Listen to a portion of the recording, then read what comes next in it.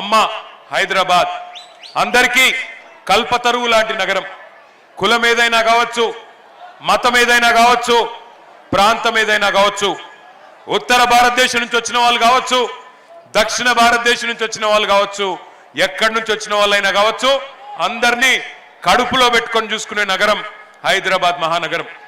2014లో ఆనాడు మీ ఆశీస్సులతో పెద్దలు కేసీఆర్ గారు ముఖ్యమంత్రిగా పదవి బాధ్యతలు చేపట్టినప్పుడు తెలంగాణ రాష్ట్రానికి ఆ రోజు పరిస్థితి ఏముండెనో ఒక్కసారి గుర్తు తెచ్చుకోండి. హైదరాబాద్లో ఆ రోజు ప్రతిరోజు పవర్ కట్లు, పరిశ్రమలు నడిచే పరిస్థితి లేదు.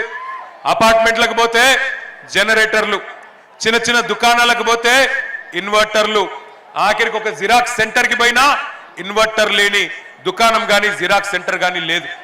అట్లాంటి పరిస్థితి. తాగునీళ్ళ కటకట. ఎండాకాలం వచ్చిందంటే పి జనార్దన్ రెడ్డి గారి నాయకత్వంలో, పిజేఆర్ గారి నాయకత్వంలో ప్రతి ఎండాకాలం అక్కడ మన హెచ్ఎండబ్ల్యూఎస్ జలమండలి కార్యాలయం ముంగట ధర్నాలు, ఖాళీ కుండలు, ఖాళీ బిందెలు, లొల్లి లొల్లి ఆగమాగం ఉంటుండే ఆనాటి పరిస్థితి. మరి ఆనాటి నుండి 2014లో ఒక అప్పుడే పుట్టిన బిడ్డను ఎట్లా అయితే పద్ధతిగా పెంచుతామో ఆ పద్ధతుల్లో మరి కేసీఆర్ గారి నాయకత్వంలో ఒక పుట్టిన బిడ్డను, చంటి బిడ్డను ఎట్లా సాకుతారో ఆ పద్ధతుల్లో ఒక్కొక్కటిగా సమస్యలు పరిష్కారం చేసుకుంటూ వచ్చినాం. సంవత్సరం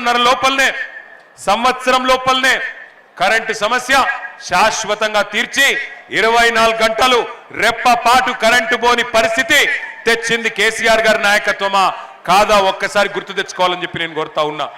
ఇన్వర్టర్లు మాయమైనాయి, జనరేటర్లు మాయమైనాయి. కరెంటు లేని పరిస్థితి నుంచి సమృద్ధిగా కరెంటు ఉండే కాడికి తీసుకొని వచ్చినాం. తద్వారా పరిశ్రమలకు ఇబ్బంది లేకుండా చేసుకున్నాం. కార్మికులకి 3 పూటల మరి బ్రహ్మాండంగా అన్నం దొరికే విధంగా మన కార్యక్రమాలు చేసుకున్నాం. అట్లాగే కృష్ణా నదిని, గోదావరి నదిని 100 కిలోమీటర్ల దూరం నుండి మంచినీళ్ళని తీసుకొచ్చి మంచినీటి సమస్య దాదాపు 95-96% పూర్తి చేసుకున్నాం.